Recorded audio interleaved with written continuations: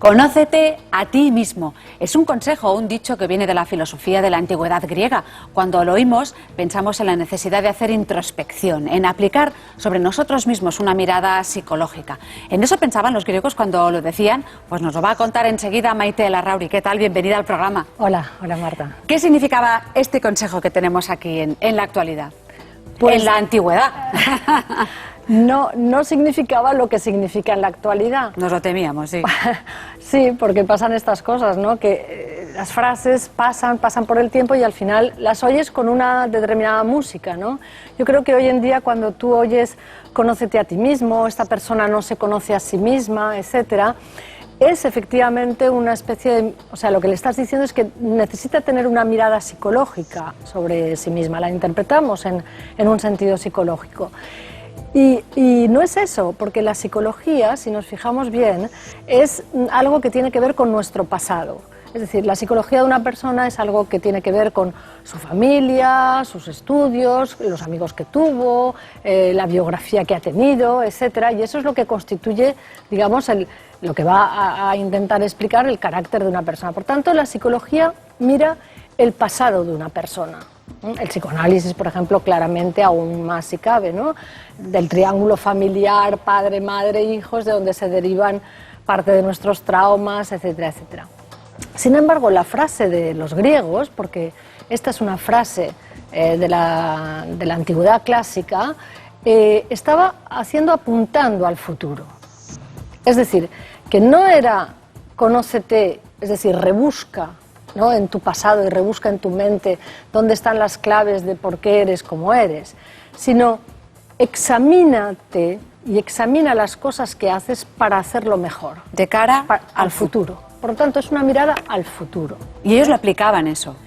Ellos lo aplicaban, vamos a ver, esa frase estaba en el frontispicio del templo de Apolo en Delfos, y entonces conócete a ti mismo, que después los filósofos la importaban en su propia filosofía y le daban un significado.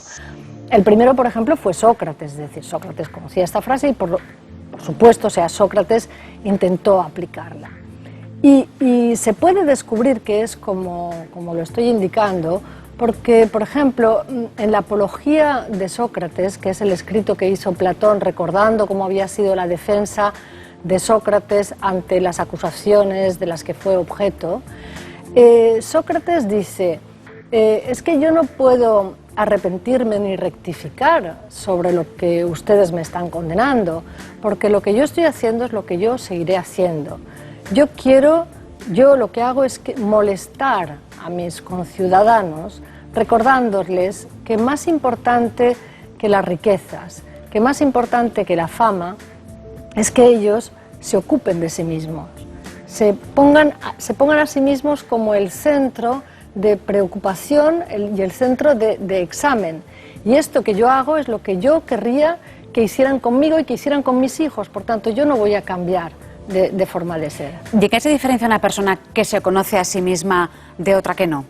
Pues que la persona que se conoce a sí mismo en términos griegos es una persona que, como va a estar haciendo una especie de examen de conciencia sobre lo que tiene que hacer para mejorar, etcétera, ¿En un futuro? Es una persona más equilibrada o que intenta sobre todo poner el gobierno de lo mejor que tenemos en nosotros mismos sobre nosotros mismos. Esta es la fórmula que emplean los griegos. Es decir, mi razonamiento, ¿no?, que es la parte mejor de mí misma, la pongo a dirigir, a gobernar el resto de mis impulsos. Y si yo esto lo hago, estoy dirigiendo mi vida de una manera más equilibrada, más armónica. Y si soy una persona más equilibrada y más armónica, me conozco a mí misma en este sentido, en el sentido de que no soy una persona que hago las cosas porque sí. Soy una persona que analizo las cosas que hago. Y además, que seré así mejor ciudadano.